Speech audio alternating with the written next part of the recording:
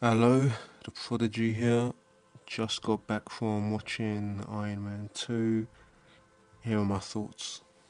The movie pretty much sucked. It was bad. I mean, you want a complete train wreck like the Transformers films, Spider Man 3, Wolverine, or any of that crap. But it was definitely not a good movie by any stretch of the imagination. So, where did it all go wrong for this movie? Well, I think it all went wrong the moment Iron Man 1 did massive numbers at the box office. You see, after that, every suit in Hollywood, every studio exec, every agent, every suit wanted to get their greedy little hands on this Iron Man franchise and jump on the sequel, not caring at all what the final product was going to be, just wanting to milk the first movie for as much money as possible. Here's the thing.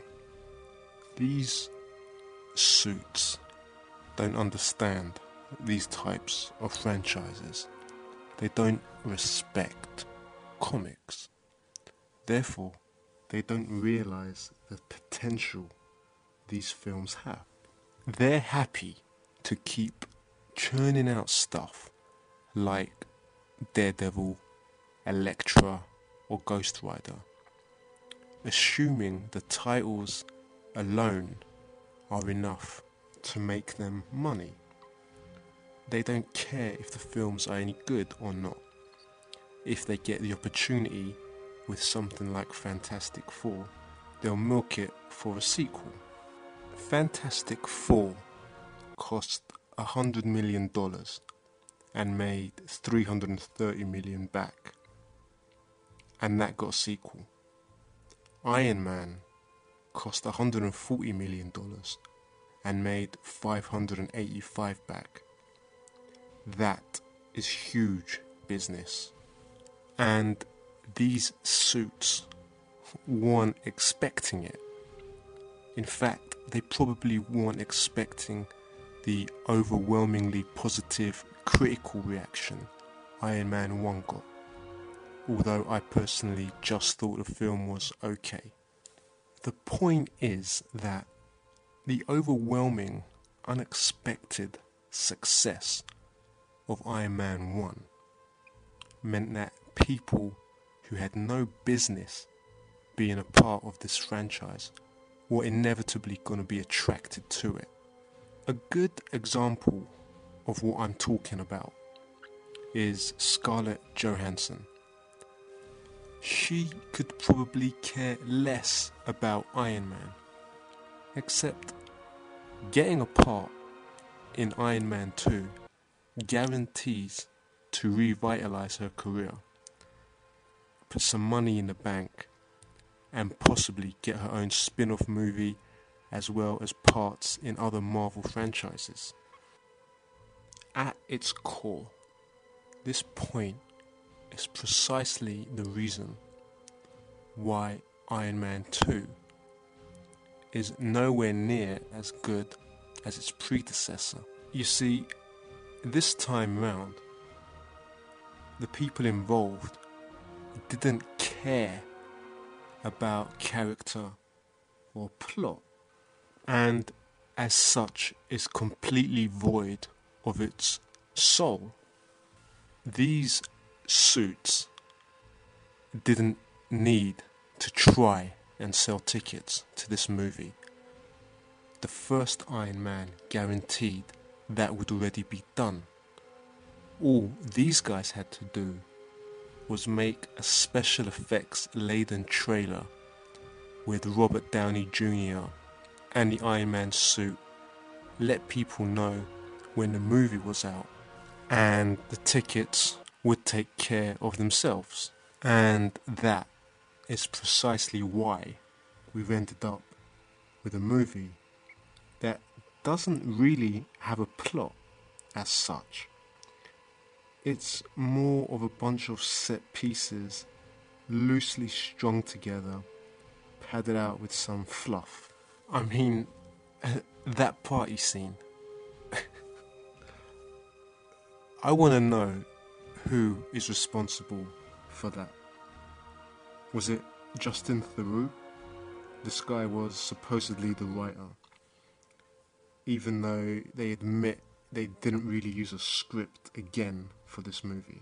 And the thing is, I actually like Justin Theroux as an actor, but as a writer, all he's done so far is Tropic Thunder, and Robert Downey Jr. thinks it's acceptable to bring him from that onto Iron Man.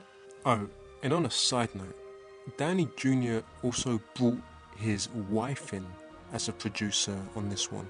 Please explain that to me. The guy can bring his mate in to write the supposed script and his wife on to produce.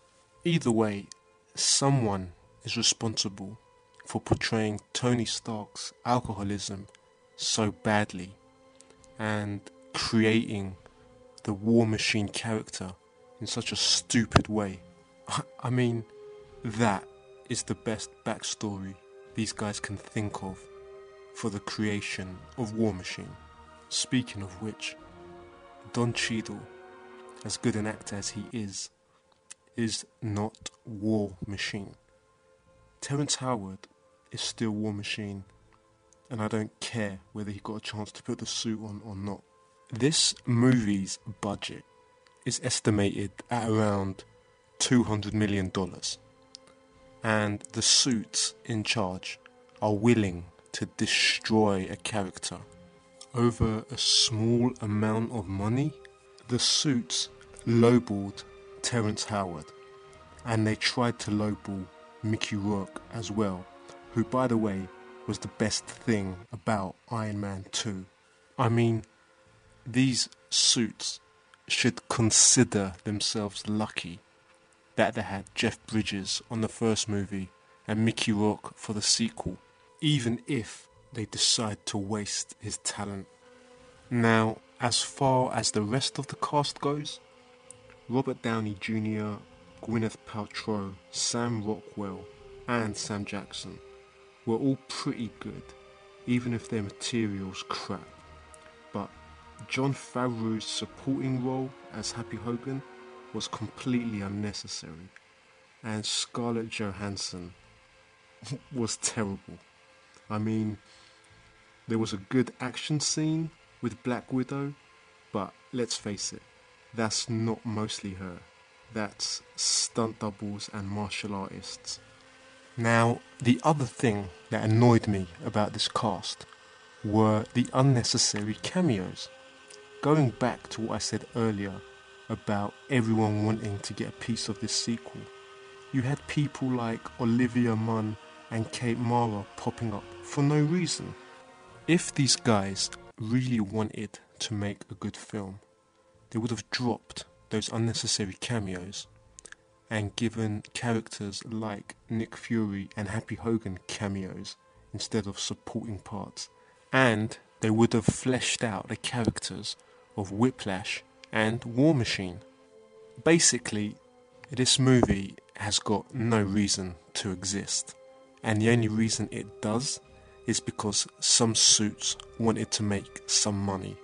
And for anyone who's in denial about this, or still thinks that Jon Favreau had as much creative control on this as he did on the first movie, then please just take a look at the soundtrack. Even though only 2 AC/DC tracks appear in the movie, the suits that control this thing actually had the audacity to release an entire compilation of AC/DC as the soundtrack. Now, even though there is absolutely no new material on this album, which really isn't a soundtrack, it exists in 3 different versions, and it's so far sold almost 400,000 copies worldwide. I think that tells you exactly what the suits' intentions were with this movie. Bay out, Spielberg in. Spielberg